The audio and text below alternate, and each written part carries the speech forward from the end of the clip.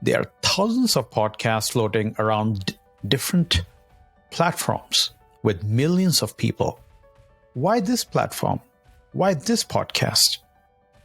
Because this podcast is all about those innate human skills, which comes in the form of art, science, sports, entrepreneurship, or just commonly ignored but highly valuable listening skills.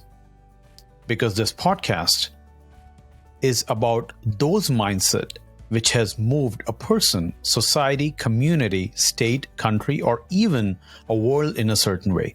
Because this podcast won't provide you any kind of a solution, but a way of finding your own. Because there are more than 7 billion people in the world, and we haven't even scratched the surface. So you may ask, Saurabh, what am I getting out of this podcast? It's a value. The value is in the content. The value is in the questions. The value is in the quality discussion, even if the opinions differ. The value is when after the podcast, you think about that discussion. The podcast is not for the entertainment, specifically this one. This podcast is for the people who are seeking output out of it. And that's why it's called a podcast for human skills and mindset.